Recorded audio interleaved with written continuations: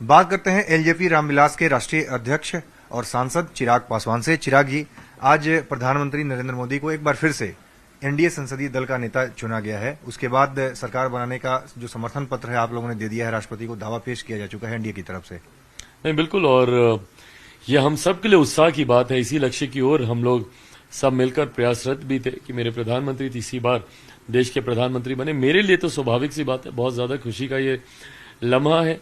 2014 से ही इसी सोच के साथ मैं एनडीए गठबंधन के साथ में जुड़ा भी था। उस वक्त भी सपना यही था कि मेरे प्रधानमंत्री, जो उस वक्त प्रधानमंत्री पद के दावेदार थे 14 में, वो देश के प्रधानमंत्री बने और इस बार तीसरी बार वो प्रधानमंत्री बनकर एक नया इतिहास लिखने जा रहे हैं। हम सब के लिए सौभाग्य की बात है कि उस इतिहास के साक्षी, उसके गवाह हम लोग बनेंगे। मुझे लगता है देश में इन 70 सालों में महज दूसरी बार ऐसा हो रहा है कि कोई प्रधानमंत्री लगातार तीसरी बार प्रधानमंत्री पद की शपथ ले, और जो प्रचंड बहुमत एनडीए को मिला है ये अपने में हम लोग के मनोबल को बढ़ाने वाला है। ऐसे में वो शपथ लें और जो वादे उन्होंने किए थे उन्हीं के शब्दों में कि 10 साल तो ट्रेलर था, अभी कई और कार्य बाकी होने हैं, देश की जनता को इंतजार है।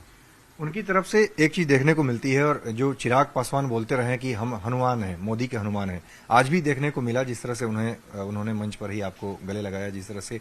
ये क्या कहता है, केमिस्ट्री क्या है मोदी और चिराग की?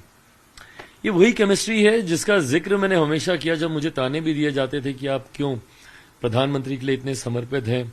हनुमान शब्द को तंज बनाकर हमेशा मेरे साथ इस्तेमाल किया जाता था। उस वक्त भी मैंने हमेशा इस रिश्ते का सम्मान किया।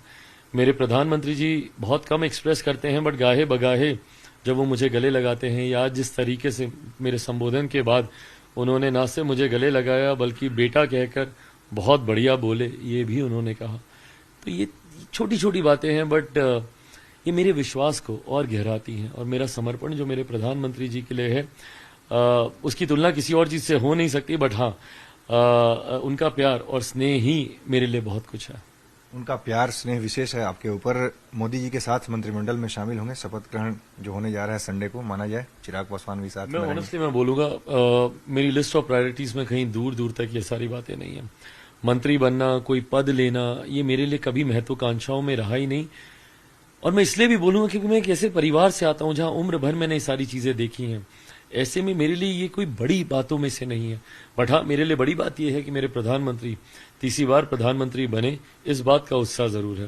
प्रधानमंत्री एनडीए की परिभाषा दे रहे हैं, न्यू इंडिया, डेवलपमेंट ओरिएंटेड, तमाम चीजें कह रहे हैं, लेकिन कांग्रेस की तरफ से परिभाषा दी जा रही है नायडू डिपेंडेंट अलायंस या नीतीश डिपेंडेंट अलायंस।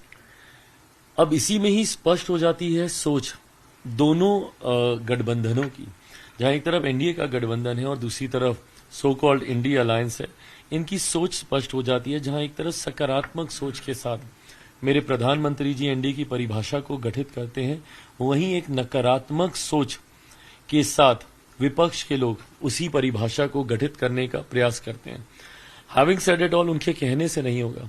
यहां पर जब हम लोग new India, develop India, aspirational India की जब हम लोग बात करते हैं तो हमारी कार्यशैली में वो दिखता भी है, मेरे प्रधानमंत्री जी की योजनाओं में दिखता है, उनके विजन में दिखता है, उनकी सोच में दिखता है। और मेरे प्रधानमंत्री जी के शब्दों में बोलूं तो 10 साल ट्रेलर थे, अभी कई और कार्य करने बाकी हैं जिसकी देश की जनता को इंतजार है। आखिर में एक और महत्वपूर्ण सवाल है, डिप्टी सीएम सम्राट चौधरी की तरफ से और डिप्टी सीएम विजय सिन्हा दोनों ने कहा 2025 का विधानसभा चुनाव नीतीश कुमार के नेतृत्व में लड़ा जाएगा, एनडीए लड़ेगी। इस बयान से आप कितने सहमत हैं? और 2020 को अगर हमने ध्यान में देखा तो चिराग पासवान कितने सहज होंगे इससे? इसमें सहज होने का प्रश्न ही नहीं उठता, इसमें असहजता वाली कोई बात ही नहीं है। पूरी तरीके से सहज और स्वाभाविक बात है ये। आज अगर डबल इंजन की सरकार बिहार में चल रही है तो उसका नेतृत्व बहुत मजबूती और बहुत खूबसूरती से मेरे मुख्यमंत्री नीतीश कुमार जी ही कर, और आज जब वो इस मजबूती से मेरे गठबंधन का जब वो नेतृत्व मेरे प्रदेश में वो कर रहे हैं, तो ऐसे में स्वाभाविक है कि जब विधानसभा के चुनाव होंगे उन्हीं के नेतृत्व में ही तमाम घटक दल उस चुनाव में जाएंगे। चिराग पासवान को कोई दिक्कत नहीं है, क्योंकि 2020 का बार बार लोगों के ध्यान में वो ख्याल आता है जब जेडीयू के खिलाफ अपने उम्मीदवार खड़े किए थे। पासवान में इतनी हिम्मत है और इतना सामर्थ्य है कि अगर दिक्कत होती तो मैं डंके की चोट पे कहता, जो मैंने 2020 में किया। पर अगर आप गठबंधन में हैं तो आप मन में कुछ और जुबान में कुछ रखेंगे तो आप गठबंधन का ही अहित करेंगे, और ये कतई गठबंधन धर्म की मर्यादा के साथ नहीं जाता।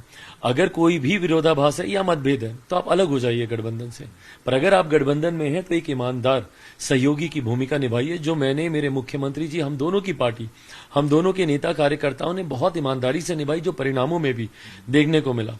आज भी जब हम लोग सेंट्रल हॉल में भी थे, मेरे मुख्यमंत्री जी से बहुत खूबसूरत बातें हुई, और बल्कि अब आप यकीन नहीं मानिएगा, पर आप उनसे पूछेगा, हम लोग आगे विधानसभा के चुनाव की ही हम लोग वहां पर चर्चा कर रहे थे। अगर वो कुछ विजुअल्स अगर आप देखें जहां पे मैं और मेरे मुख्यमंत्री जी सदन में बैठे हम लोग बातें कर रहे हैं, तो हम लोग विधानसभा चुनाव में ही कैसे सबको साथ मिलकर उतरना है, क्या भूमिका रहेगी, कैसे रणनीति तैयार करनी है, इसी बारे में ही हम लोग चर्चा कर रहे थे। तो ऐसे में मेरे मुख्यमंत्री जी आज भी हमारे गठबंधन के मुख्यमंत्री हैं, और चुनाव के दौरान भी गठबंधन का नेतृत्व उन्हीं का ही रहेगा। चलिए, बहुत बहुत धन्यवाद। तो ये थे एलजेपी रामविलास के राष्ट्रीय अध्यक्ष चिराग पासवान। कैमरामैन प्रकाश गुप्ता के साथ अमितेश सिंह, न्यूज 18 दिल्ली।